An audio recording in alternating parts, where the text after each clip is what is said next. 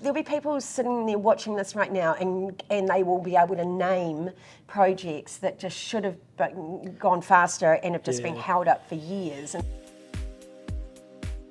Mate, today we thought we'd have a chat about some of the government policies that are coming in, but more specifically the fast-track consenting side of things. So can you give us a bit of a download around what that particular bill is trying to achieve and sort of where it's at the moment? Yeah. So it's really exciting. So it's the Fast Track Approvals Bill. Of course, it doesn't become legislation until it's passed in the House. It went through the first reading under urgency about a week or so ago. So you can always go and have a little look at there. For my sins, I did listen to most of the debate about it, so it was quite interesting. It's been put forward by Chris Bishop and by Shane Jones, so the two ministers really. The purpose of it is to consent big projects that reach a certain criteria so that they're not caught up for what is sometimes several years unnecessarily as they work their way through the system. Yeah, cool. And that's obviously, I guess, a couple of background purposes there, right? Housing supplies will be obviously a big one. And then we were chatting before about kind of getting that certainty around the pipeline for projects so that I guess things don't fall into almost like a black hole for a while. Yeah, I mean, there's some really great examples, and certainly, you know, we've got a strong interest, obviously, in big development and housing and what's happening there, and all of New Zealand should have an interest in that because it's just such a major issue for us. But equally, the types of projects that they're talking about is around productivity. So if you think aquaculture, I imagine that Minister Shane Jones has indicated mining projects and some of that getting back some of the exploration around gas and things. You can imagine some of it might be real infrastructure, bridges, you know, things like that might be going through different property. And, you know, so I think you will see a real mix of public, private and different consenting kind of, and what he wants, is really a pipeline of projects. And he's talking about sort of 30 that are ready, that are sitting there. They will go through an advisory panel.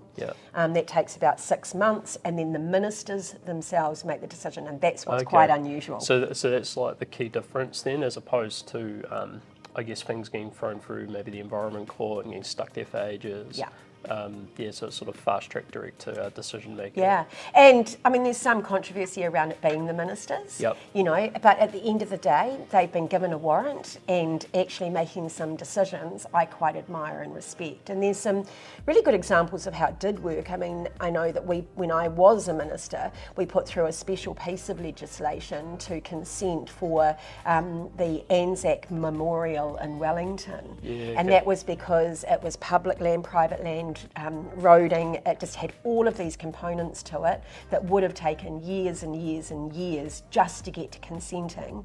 Yet it was a project that we just felt was of such national significance that it could warrant it. Now, that's a bit of an example of what this legislation could do at some level. Yeah, it's interesting, right? And I guess we've had a similar piece of legislation in during COVID to allow some projects to get fast-tracked. And if I recall, the main purpose for refreshing it at the moment was that obviously we're no longer in COVID, so really trying to get that groundwork going forward.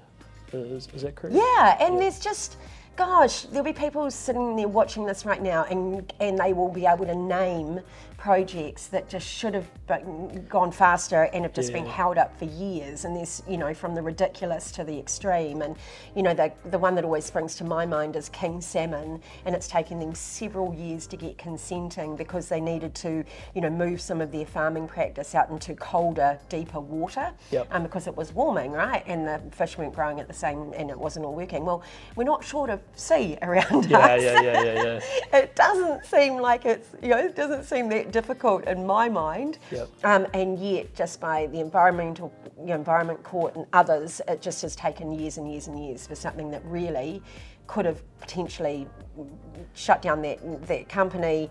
When you just think about our trade and what we're doing, and, you know, the expectation of us exporting our goods. Just disruptive for growth, right?